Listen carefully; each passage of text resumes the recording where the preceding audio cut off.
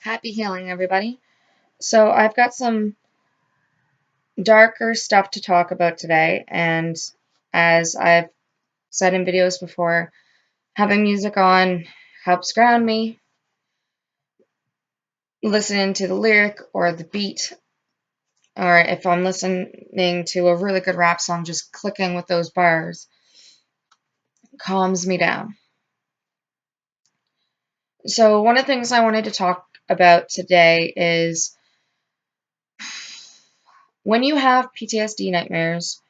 A lot of the time, they can be very vivid, and there's other things that can occur with it. I don't know if you've ever woken up from a dream where in your dream you were scratching your arm, and then you wake up the next day and there's a scratch in your arm. It didn't just come out of nowhere, it came from your body physically imitating what was happening in the nightmare or dream. Now, this science portion is important because recently I had a very bad nightmare in which I was clawing at myself, and to such an extent that when I woke up, I had claw marks where I was clawing in my dream. Now, having to cut your fingernails as a woman, like, it's a little hard for me to explain to people, but when I had to sit there and clip them, because if I didn't and I had that nightmare again, and I did it again, I would just be worse than it was the last time. But I feel like some of the femininity that I try to hold on to is what holds me back sometimes. Um, I try to do my makeup on some of my videos. In fact, it's a common thing for me to do is to even apply it while doing it. Because I feel like that's what's going to make me look more feminine. That's what's going to make me look more womanly. But then I hold myself back at times because I don't want the attention. And then I have to remind myself that it's not my fault if someone looks at this and is like, ooga ooga. um, it's my body, it's my life. I can dress the way I want, I can talk the way I want, act the way I want. But when your nightmares manifest themselves into reality and make things more difficult for you to enjoy your day to day, it has a bigger impact than you let other people see. The other day, I tried to have a conversation with one of my friends about how I was feeling, and I could literally sense myself making the conversation heavy, making the conversation deep and dark, and basically changing the more positive vibe into a more negative one. By no means am I upset that they didn't want to continue with the heaviness of the conversation. How could I ever hate on someone for not wanting to talk about that stuff? But it brings up a more complicated issue for myself, which is I do want to talk about it. I do need to talk about it. I need to be able to convey with someone else that sometimes it just sucks. And yes, I'm looking around my desk right now, but that's because I just thought of something that I was supposed to do, and I have no idea what I did with my potassium. Alright, so anyways, my apologies for the blotchiness on my face and the darkness and whatnot, but I have a potassium disorder. I bruise really easy, and I was play fighting with my kid last night, and he kicked me in the face. So I'm a little bit darker than usual, and I was hoping that maybe taking my potassium would help with that. Anyway, now that I'm off that side tangent, let's go back to the subject at hand. I think my biggest query is there someone else out there that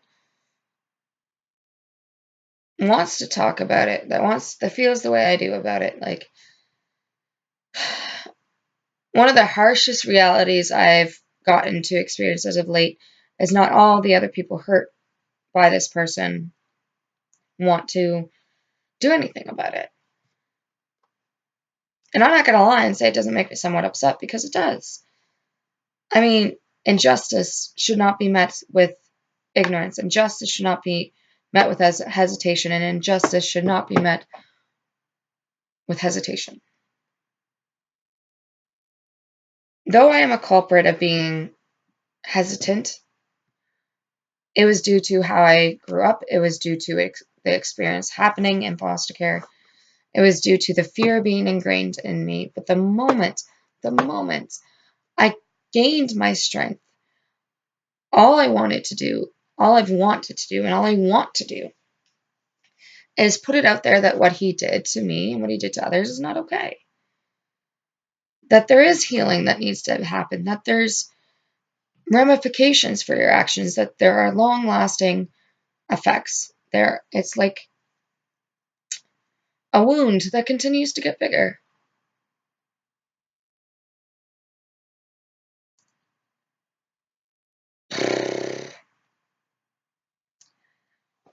One of the things I like about my channel is a lot of my friends don't follow me. And I know that seems a little backward, but I like it because I can freely talk without talking about people and my life and in my surroundings. I can be honest, like writing in a diary and saying the things that you wanted to say.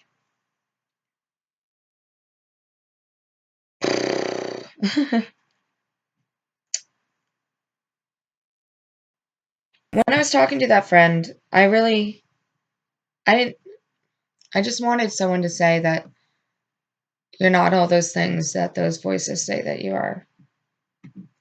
And putting that kind of pressure on your friends is difficult for them, which is why a lot of the time I keep a lot of this stuff to myself and try to deal with it in the best ways possible that I can think of.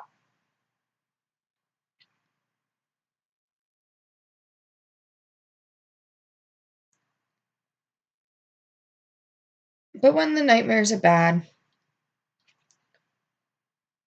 and the days seem to just kind of wear on you and push you down, it makes it hard to really say anything to anyone about any of it and say that, hey, yeah,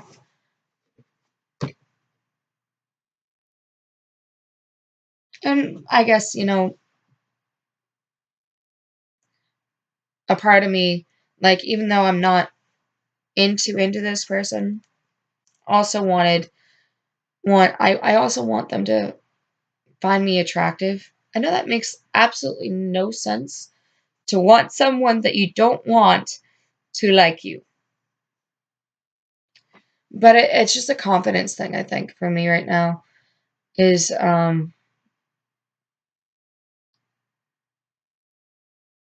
sometimes you want someone to just see you.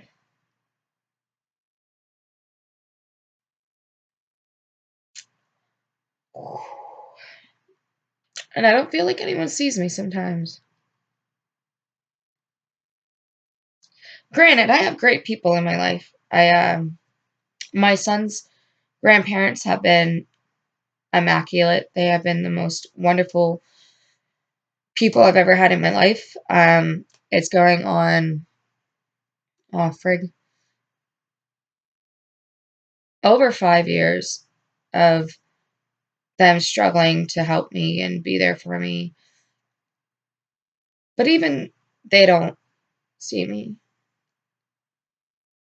And recently, I realized that the person I see as my best friend doesn't see me.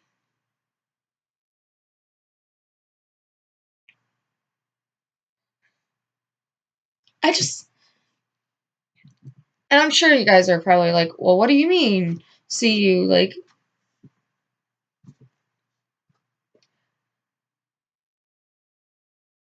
have you ever been like to a comedy show and like the person's always going, they're always on, they're always,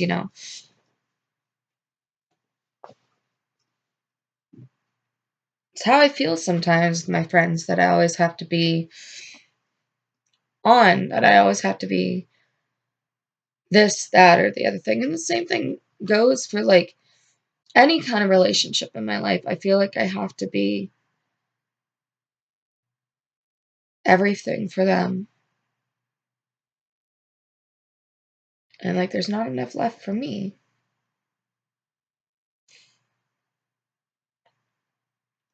I I think that's really why I like that particular friend's company so much, is because though I can't completely be myself, it's like little bits of me can be out, and it's not like it's heavy.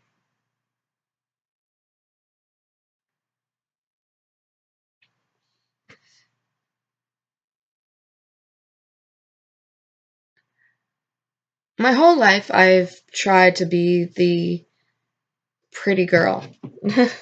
I tried to be the quote unquote beautiful, what I thought was or is. I mean, when I was younger, I was definitely a tomboy, and I kind of grew out of that in a way, but it seems as if I'm growing back into it.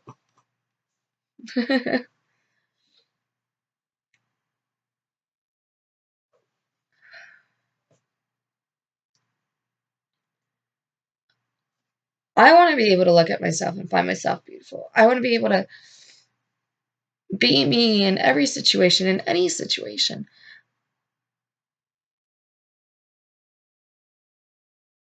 But I can't. I gotta be on. I gotta be positive, outgoing, funny, charming, not broken. So, every day is like an attempt, is a get better, be on so that no one ever sees this.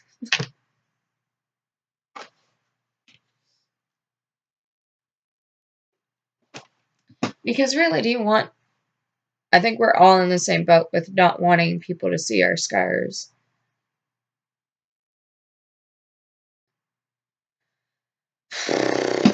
Boy, that is so harsh of late.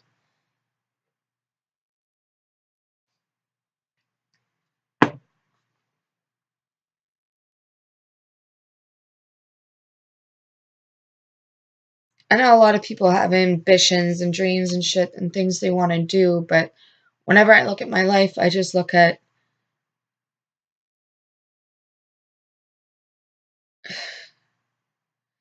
even talking to like a computer screen. This is difficult as fuck.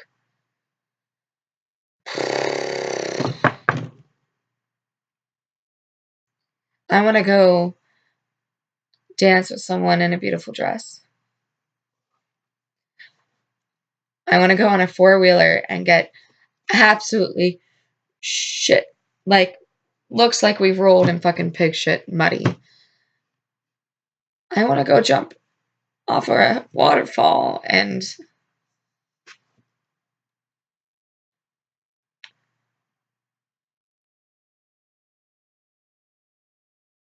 I want to lose my shoes in the sand at the beach at night because we're so busy entwined in each other.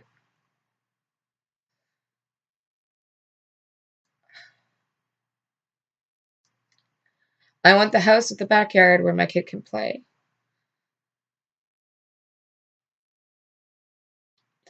I wish for so many things that I keep on the back burner.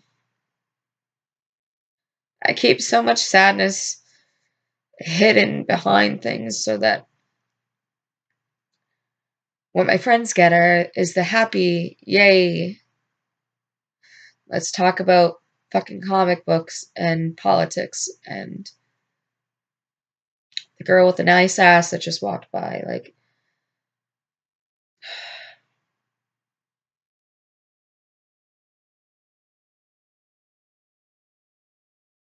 whispering only to myself, "Can you see me?"